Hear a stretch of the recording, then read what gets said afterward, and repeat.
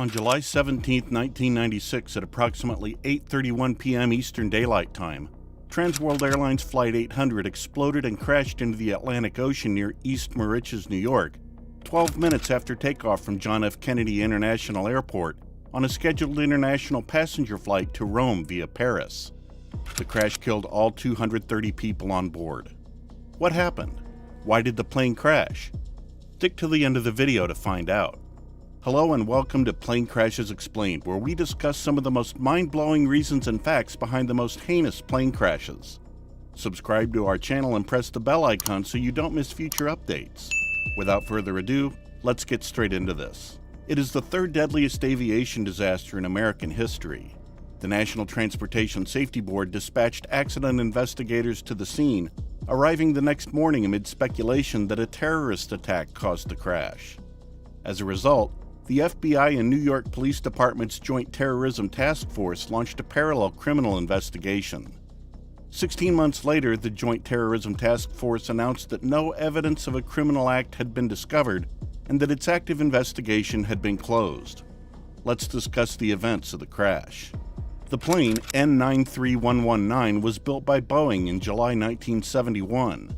Eastern Airlines had ordered it, but after Eastern canceled its 747 orders, World Airlines purchased the new plane.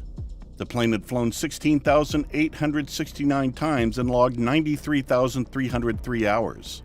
It was powered by four Pratt & Whitney JT9D-7AH turbofan engines. The plane took off from Ellinikon International Airport in Athens, Greece as TWA Flight 881 and landed at John F. Kennedy International Airport around 4:38 p.m.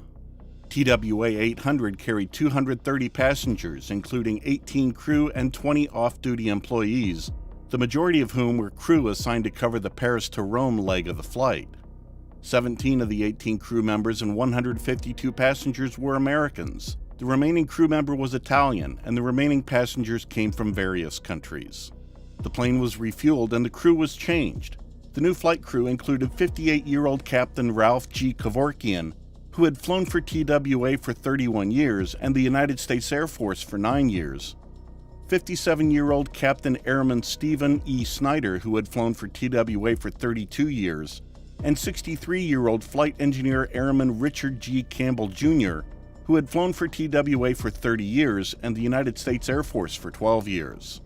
TWA 800 was supposed to depart JFK for Charles de Gaulle Airport around 7 p.m., but the flight was delayed until 8:02 p.m. due to a malfunctioning piece of ground equipment and a passenger baggage mismatch. The flight crew prepared for departure after the owner of the disputed baggage was confirmed to be on board, and the aircraft was pushed back from Gate 27 at the TWA Flight Center. At 8:04 p.m., the flight crew started the engines.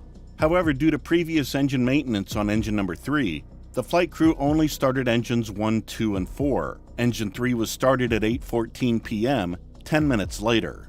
The taxi ride and takeoff went off without a hitch. As TWA 800 climbed to its intended cruising altitude, it was given a series of heading changes and generally increasing altitude assignments. The weather in the area was light winds with scattered clouds and dusk lighting. The plane's last radio transmission was at 8:30 p.m. when the flight crew received and acknowledged instructions from Boston Center to climb to 15,000 feet. The last radar transponder returned from the airplane was recorded at 8:31:12 p.m. by the FAA radar site in Traverse, Pennsylvania. The captain of an East Wind Airlines Boeing 737 reported to Boston ARTCC 38 seconds later that he just saw an explosion out here, adding, "We just saw an explosion up ahead of us here, about 16,000 feet or something like that. It just went down into the water." Many air traffic control facilities in the New York Long Island area received reports of an explosion from other pilots operating in the area. Many witnesses near the crash said that they saw or heard explosions followed by a large fireball or fireballs over the ocean, and saw debris, some of which was burning as it fell into the water.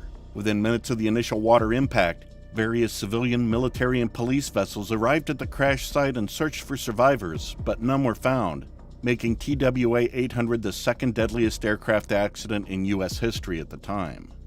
Federal, state, and local agencies and government contractors conducted search and recovery operations. The New York Air National Guard's HH-60 Pavehawk helicopter saw the explosion from about 8 miles away and arrived at the scene while debris was still falling into the water, forcing the crew to pull away. They reported their sighting to the Suffolk County Airport Tower. Remote-controlled vehicles, side-scan sonar, and laser line scanning equipment were used to search for and investigate underwater debris fields. Scuba divers and ROVs recovered victims and wreckage. Later, scallop trawlers recovered wreckage embedded in the sea floor. The National Transportation Safety Board was notified around 8:50 p.m. on the day of the accident, and a full GO team was assembled in Washington, D.C., and arrived on the scene early the next morning. Meanwhile, preliminary witness accounts led many to believe a bomb or surface-to-air missile attack caused the crash. The NTSB does not conduct criminal investigations. The Attorney General has the authority to declare an investigation related to a criminal act and order the NTSB to hand over control of the investigation to the FBI. The FBI launched a parallel criminal investigation alongside the NTSB's accident investigation in the case of TWA 800. TWA 800 passengers, crew, and media members gathered at the Ramada Plaza JFK Hotel. Many people waited for their family members' remains to be discovered, identified, and released. Because of its role in assisting families of victims of several airline crashes, this hotel became known as the Heartbreak Hotel. As recovered bodies piled up at the morgue, Suffolk County Medical Examiner Dr. Charles V. Whetley faced a barrage of criticism and political pressure. Pathologists worked non-stop under constant and significant pressure to identify victims as soon as possible. While some victims' bodies were mostly intact, the majority were either burned, fragmented, skeletonized, or decaying, necessitating DNA testing and dental records to identify them. The thoroughness of the examinations varied greatly because the primary goal was to identify all remains rather than perform a detailed forensic autopsy. The remains of all 230 victims were eventually recovered and identified, the last over 10 months after the crash. The cockpit voice recorder and flight data recorder data revealed a normal takeoff and climb, with the aircraft in normal flight, before abruptly stopping at 8:31:12 p.m. "Look at that crazy fuel flow indicator on number 4. See that?" said Captain Kevorkian at 8:29:15 p.m. A loud noise in the final few tenths of a second of the CVR matched the last noises recorded from other planes that had experienced in-flight breakups. This, along with the distribution of wreckage and witness reports, all pointed to TWA 800's sudden catastrophic in-flight breakup. The cause of the crash, according to the National Transportation Safety Board investigation, was an explosion of an explosive mixture of fuel and air in the center wing fuel tank. According to the investigators, the explosion was caused by an electrical short circuit that affected the fuel gauge wiring within the tank. Traces of explosives were discovered in the cabin, but they were thought to be residue from an explosive detection training exercise that had recently taken place on the plane. 258 people claimed to have seen a streak of light approaching the plane just before the crash, according to the FBI. These witnesses, according to investigators, saw a stream of burning fuel leaking from the crippled craft. Many internet users responded to the incident, and the resulting web traffic broke internet traffic records at the time. CNN's daily traffic had quadrupled to 3.9 million views. The New York Times website's traffic had increased to 1.5 million views per day, which is 50% higher than the previous rate. Few U.S. government websites were updated daily in 1996, but the United States Navy's crash website was constantly updated and contained detailed information about the crash site's salvage. On July 14, 2004, the TWA Flight 800 International Memorial was dedicated in a 2-acre parcel adjacent to the main pavilion at Smith Point County Park in Shirley, New York. The families of TWA Flight 800 Association raised funds for the memorial. The memorial features landscape grounds, flags from the victims' 13 countries, and a curved Cambrian black granite memorial with the names engraved on one side and an illustration of a wave releasing 230 seagulls on the other. A malfunction within the airplane fuel system caused the crash.